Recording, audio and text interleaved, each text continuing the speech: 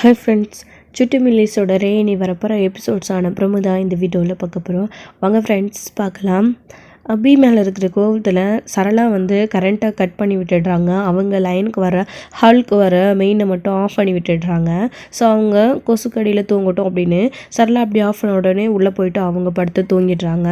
நைட்லாம் கொசுக்கடியில் அபியும் சுடரும் தூங்க முடியாமல் ரொம்பவே தகிக்கிறாங்க. கொஞ்சம் நேரத்துக்கு மேலே அபிக்கு தூக்கமே வரதில்லை. ஸோ அவங்க எந்திரிச்சு சுடருக்கு வீசி விட்டுருக்காங்க. சுடர் தூங்கிட்டு இருக்காங்க. கொஞ்ச நேரத்துலேயே சுடருக்கும் தூக்கம் வர்றது கிடையாது. என்னாச்சு அம்மு அப்படின்னு கேட்கவும், ஒன்றும் இல்லைடாமோ, கரண்ட்டு கட் ஆகிடுச்சு, ஃபேன் ஓடலை, நீ தூங்கு அப்படின்னு சொல்கிறாங்க. தூக்கம் வரல, கொசு கடிக்குதாமோ அப்படின்னு சொல்லிட்டு இருக்காங்க. சரிடா, அம்மா விசிறி விட்டுறல, அப்படியே தூங்கு அப்படின்னு சொல்லிட்டு இருக்காங்க. அதுக்கப்புறம் விடிய விடிய சுட தூங்கிடுறாங்க. ஸோ அபி அதுக்கு மேலேயும் தூக்கம் வராமல் எந்திரிச்சு போயிட்டு கிச்சனில் அவங்க வேலையை பார்க்க ஆரம்பிச்சிடுறாங்க. கிச்சனில் போயிட்டு வேலை செஞ்சுட்டு இருக்கும்போது கரண்ட் இருக்குது. ஸோ அவங்களுக்கு இங்கே மட்டும் கரண்ட் இருக்குது, ஹாலில் மட்டும் கரண்ட் இல்லை, ஃபேன் ஓடவே இல்லை, நைட் போட்டு விட்ட ஃபேன் அப்படியே ஆனில் தான் இருக்குது அப்படின்னு சொல்லிட்டு அப்போ தான் யோசிக்கிறாங்க. யோசிச்சுட்டு சரி ஏதாச்சும் லைன் கட் ஆகிருக்கும் அப்படின்னு சொல்லிட்டு அமைதியை விட்டுட்டு கிச்சனில் சமைச்சிட்ருக்காங்க. அப்போ தான் காலையிலே சண்முகம் எந்திரிச்சு வெளியில் வராரு. என்ன அபிமா இவ்வளோ சீக்கிரம் எந்திரிச்சிட்ருக்க அப்படின்னு சொல்லவும், இல்லைண்ணா என்னன்னு தெரியல, கரண்ட்டு வேறு இல்லை, நைட்டில் சரியாக தூக்கம் வரல அப்படின்னு சொல்கிறாங்க. சுடர் இன்னும் தூங்கிட்டே இருக்கா அப்படின்னு சொல்கிறாங்க. நைட்டில் அவளும் தூங்காமல் இப்போ தான் தூங்கிட்டு இருக்கா அப்படின்னு சொல்கிறாங்க. என்னம்மா கரண்ட் இல்லையா? நைட்டெல்லாம் எங்கள் ரூமில் கரண்ட் இருந்துச்சு, அது எப்படியா ஹாலுக்கு மட்டும் கரண்ட் இல்லாமல் போகும் அப்படின்னு சொல்கிறாங்க.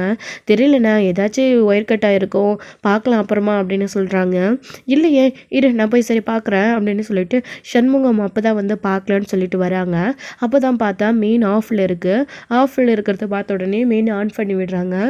சுடருக்கு நல்லா இப்போ காற்று வருது, இழுத்து போத்திட்டு தூங்குறாங்க. அப்புறம் சண்முகம் யார் ஆஃப் பண்ணி விட்டுருப்பாங்க, அதுவும் ஹாலுக்கு போகிற லைனை மட்டும் அப்படின்னு சொல்லிட்டு உள்ளே வராங்க. அபிமா அது லைன் ஆஃப் ஆயில் இருக்குன்னு சொல்கிறதுக்கு வராரு.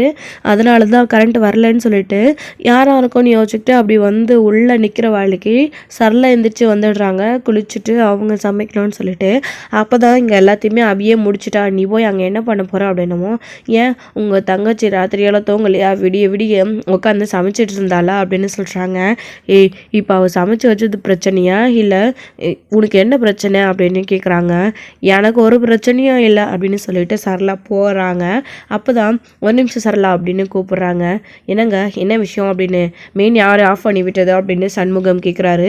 இதை கேட்ட உடனே அவங்க முதல்ல பயப்படுறாங்க. அப்புறம் யார் ஆஃப் பண்ணி விட்டதுன்னு என்ன கேட்டால் எனக்கு எப்படி தெரியும் அப்படின்னு.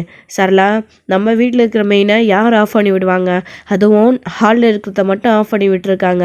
இங்கே பார் சரளா, எனக்கு என்னமோ ஹோம் மேலே தான் சந்தேகமாக இருக்குது அப்படின்னு சொல்கிறாங்க. ஆமாம், இந்த வீட்டில் எது நடந்தாலும் எல்லாத்துக்கும் நானே காரணமா, இப்போ என்ன நான் ஆஃப் பண்ணி விட்டேன்னு உங்களுக்கு எப்படி தெரியும், யார் உங்களுக்கு சொன்னால், என்ன தேவையில்லாமல் என் மேலே பழி போடுறீங்களா அப்படின்னு சொல்கிறாங்க. நான் எல்லாம் ஒன்றும் ஆஃப் பண்ணி விடல அப்படின்னு. சரளா, வேணாம், அபியையும் சுடரையும் கண்டா உனக்கு ஏற்கனவே ஆகாது, அவங்க தூங்குறப்போ ஃபேனை ஆஃப் பண்ணி விட்டுருக்க, நீ தான் ஆஃப் பண்ணி விட்டுருப்பா அப்படின்னு சொல்லிட்டு கேட்கவும், சுடர் அதாவது எல்லாத்தையுமே கேட்டுட்டு அபி அண்ணன் என்னென்ன பேசுகிற, ஏதோ தெரியாமல் கூட ஆஃப் ஆகிருக்கும், ஏதோ லைன் டச் ஆகி கூட ஆஃப் ஆகிருக்கும், அதுக்கு என்ன அண்ணியை பிடிச்சி கத்திக்கிட்டு இருக்க, விடுன அப்படின்னு சொல்கிறாங்க. ஆமாடியம்மா, உன் பொண்ணு வந்ததுலேருந்து என் பிள்ளைங்க இவர்கிட்ட திட்டு வாங்கிட்டு இருந்தாரு, இப்போ நீ வந்ததுலேருந்து நான் இவர்கிட்ட திட்டு வாங்கிக்கிட்டு இருக்கேன். நீங்கள் 2 பேரும் என்னைக்கு இந்த வீட்டுக்குள்ளே வந்தீங்களோ அன்னைக்குலேருந்து எங்களுக்கு பிரச்சனை மேலே பிரச்சனை, கஷ்டம் மட்டும்தான் வருது அப்படின்னு சொல்லிட்டு அவங்க பேசுகிறாங்க. சரளா, நான் என்ன கேட்டுட்ருக்கேன், நீ என்ன பேசிகிட்டு இருக்க அப்படின்னு. அண்ணன் போதும் விடுன, இந்த பிரச்சனையை விடிஞ்சிடுச்சு, இப்போ யார் ஆஃப் பண்ணால் என்னென்ன இருந்துட்டு போகட்டும், விடுன, விட்டுட்டு வேலையை பாருண்ணே, எங்களுக்கு ஒரு பிரச்சனையும் இல்லை, எங்களுக்கு வெளியே ஹாலில் நல்லா காற்று தானே இருந்துச்சு, நாங்கள் நல்லா தான் தூங்கணும் அப்படின்னு சொல்கிறாங்க.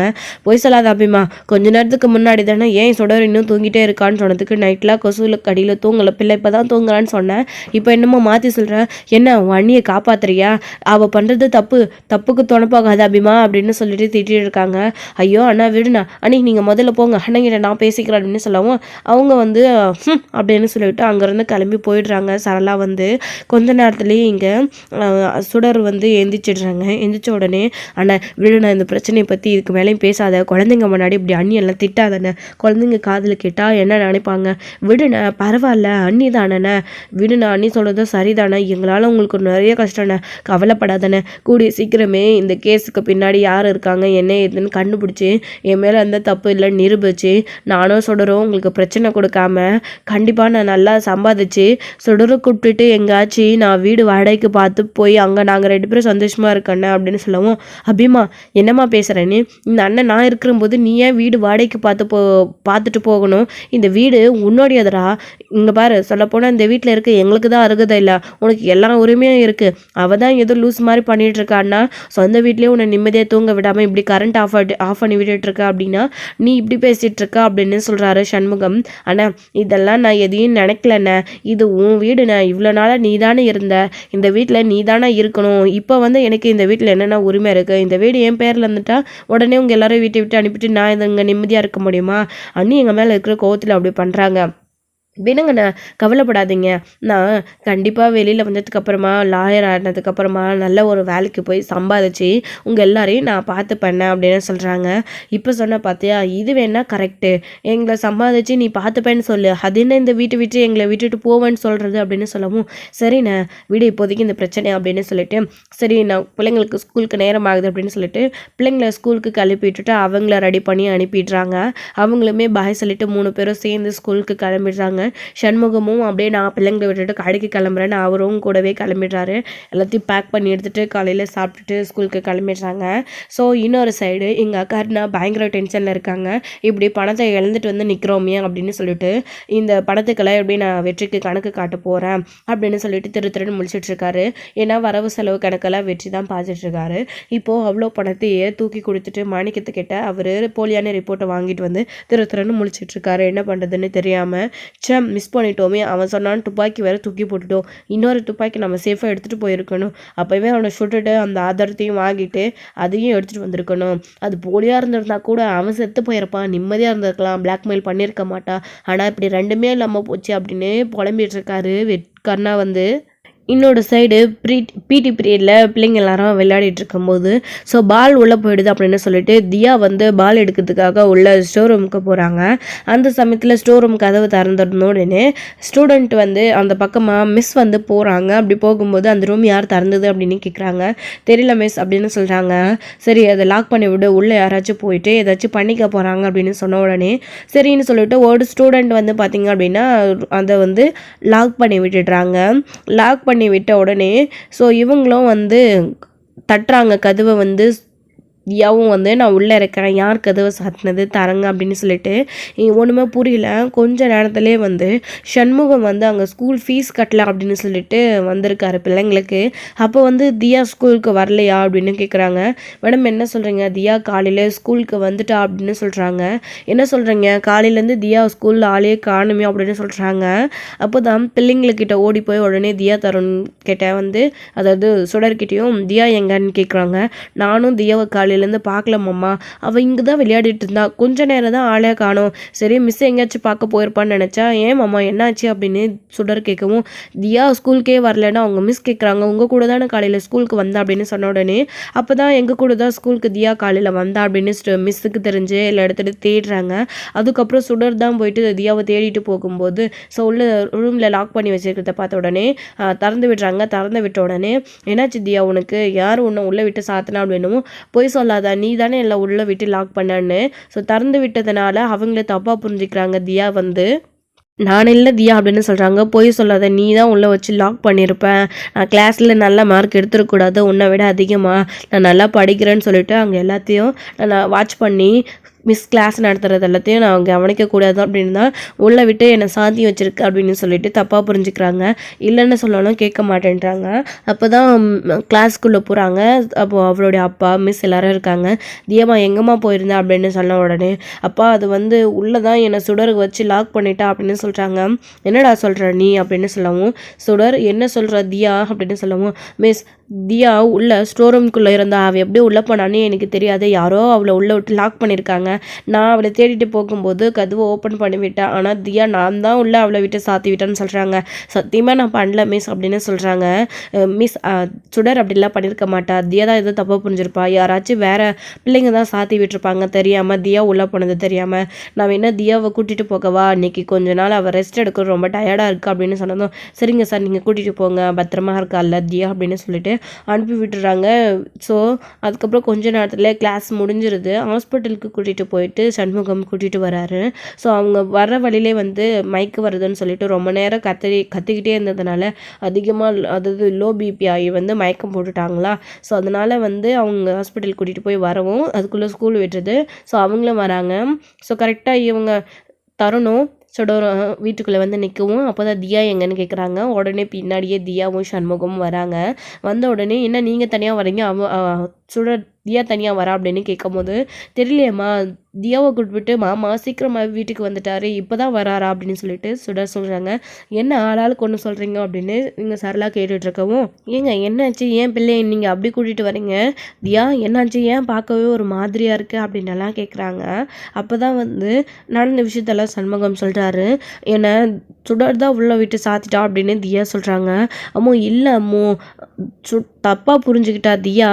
அம்மா சுடரில் அப்படி பண்ணியிருக்க மாட்டாமா, இவள் உள்ளே போயிருப்பா, தெரியாமல் யாராச்சும் பசங்க சாத்தி விட்டுருப்பாங்க, அதை வச்சு சுடர் தான் சாத்தி விட்டான்னு இப்போ எப்படிமா சொல்லலாம் அப்படின்னு தருணும்னு சொல்கிறாங்க. டே நீ அமைதியாரடா, இவள் செஞ்சாலும் செஞ்சிருப்பா, இவள் தான் பொறாமையில் அப்படி உள்ளே விட்டு சாத்திருப்பா அப்படின்னு அவங்க அத்தை சொல்கிறாங்க. இல்லை அத்தை அப்படின்னு சொல்கிறாங்க. யார் சொல்லியும் கேட்கல. இப்படி சொன்ன உடனே சுடரால் தான் தியாவுக்கு இப்படி ஆச்சுன்னு உடனே அவியும் கோவப்பட்டு பேச ஆரம்பிச்சிடுறாங்க.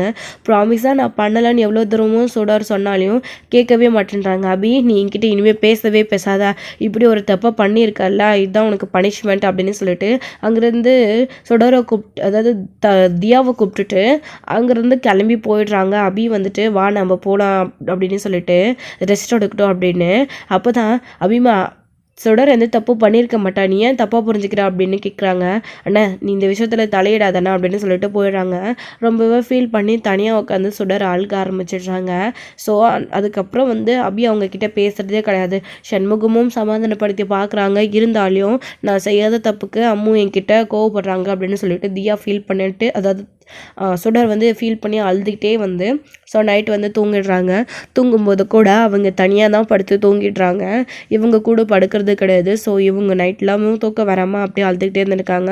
காலையில் ஸ்கூலுக்கு கூட சரளா தான் ரெடி பண்ணி விடுறாங்க.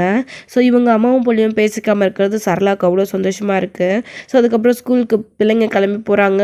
அம்மா போயிட்டு வரேன் பாய் அப்படின்னு சொல்கிறாங்க. அப்போ கூட பேசுறது கிடையாது. தியா தருண் பார்த்து போயிட்டு வாங்க அப்படின்னு சொல்லிட்டு அவங்க பாட்டுக்கு உள்ளே வந்துடுறாங்க. அழுதுகிட்டே ஸ்கூலுக்கு போகிறாங்க. காலையில் நல்லா வந்து பீரியடெல்லாம் முடிஞ்சதுக்கு அப்புறமும் ரொம்ப டல்லாகவே இருக்காங்க. ஸ்கூல் கிளாஸில் கூட நல்லா தான் கவனிக்கிறாங்க. மதியம் லன்ச் டைமில் வந்து தனியாக வந்து உட்காந்துக்கிறாங்க சாப்பிடாம. தருண் வராங்க. என்னாச்சு சாப்பிடாம உட்காந்துட்ருக்க வா அப்படின்னு கூப்பிடுறாங்க. அப்போ தான் தியா வந்து தருண் வா நம்ம சாப்பிடலாம் அப்படின்னு கூப்பிடுறாங்க. எனக்கு பசிக்கல தருண், நீ போயிட்டு தியா கூட உட்காந்து சாப்பிடு அப்படின்னு சொல்கிறாங்க. இல்லை நம்ம எல்லோரும் ஒன்றா தானே வந்து சாப்பிடுவோம், மகேஷும் வந்துடுவா வா அப்படின்னு கூப்பிட்றாங்க. இல்லை எனக்கு பசிக்கல, எனக்கு சாப்பாட வேண்டாம், நீ போய் சாப்பிடு அப்படின்னு சொல்லிட்டு சுடர் அமைதியாக உட்காந்துக்கிறாங்க. தியா கூப்பிட்டுட்டே இருக்கவும் தருணும் போயிடுறாங்க. அப்போ தான் கொஞ்ச நேரத்துலேயே இங்கே மகேஷ் வராங்க. மகேஷ் வந்த உடனே என்னாச்சு சுடர் சாப்பிடலையா, வெற்றியாங்கல எனக்கு இன்னும் கொஞ்சம் நேரத்தில் லஞ்ச் கொண்டு வந்துடுவார், அவர் கொண்டு வரலன்னு சேர்ந்து சாப்பிட்லான்னு உட்காந்துட்ருக்கியா, நீ சாப்பிடு அப்படின்னு சொல்கிறாங்க. இல்லை தருண் அது இல்லை மகேஷ், எனக்கு பசிக்கல, எனக்கு சாப்பாடே வேண்டாம் அப்படின்னு சொல்லிட்டு இருக்கும்போது தான் வெற்றி கரெக்டாக வந்துடுறாரு. வந்த உடனே இந்த மகேஷ் லஞ்ச் சாப்பிடு அப்படின்னு சொல்லும்போது ஸோ எப்பயுமே கேப்டன் அப்படின்னு சொல்லிட்டு சந்தோஷமாக பேசுகிற குழந்தை இன்றைக்கி பேசலேன்னு சொல்லிட்டு என்னாச்சு சுடருக்கு ஏன் ஒரு மாதிரியாக இருக்காங்கன்னு கேட்குறாங்க. என் அம்மு என்கிட்ட பேசல அப்படின்னு சொல்லிட்டு வெற்றி கிட்ட தான் அவங்க சொல்கிறாங்க. என்னாச்சு உன் அம்முக்கு உனக்கு ஏதாச்சும் சண்டையா அப்படின்னு வெற்றி கேட்கவும், சண்டைலாம் போடலை, என் அம்மு என்கிட்ட பேச மாட்டேன்றாங்க, நான் எதுவும் தப்பும் பண்ணலை, ஆனால் அம்மு தப்பாக புரிஞ்சுக்கிட்டாங்க அப்படின்னு சொல்கிறாங்க. சரி கவலைப்படாத தான் நான் இருக்கல, சரி நீ இப்போ சாப்பிடு அப்படின்னு வெற்றி சொல்கிறாரு. வேண்டாம் எனக்கு பசிக்கலன்னு சொல்கிறாங்க. சாப்பிடு நான் சொல்கிறல அப்படின்னு. அதுக்கப்புறம் வந்து ஒரு வழியாக வந்து சமாதானப்படுத்தி சுடரை சாப்பிட வைக்கிறாங்க. வெற்றி வந்து உன் அம்மா உங்ககிட்ட பேசுவாங்க, நீ கவலைப்படாத சாப்பிடு அப்படின்னு சொல்லிட்டு வெற்றி வந்து ஆறுதலாக இருக்காங்க. ஸோ இதோட இந்த எபிசோடு வந்து முடிச்சிருக்காங்க. அடுத்தடுத்து என்ன நடக்க போகுதுன்றதை வெயிட் பண்ணி பார்க்கலாம் ஃப்ரெண்ட்ஸ். தேங்க்யூ.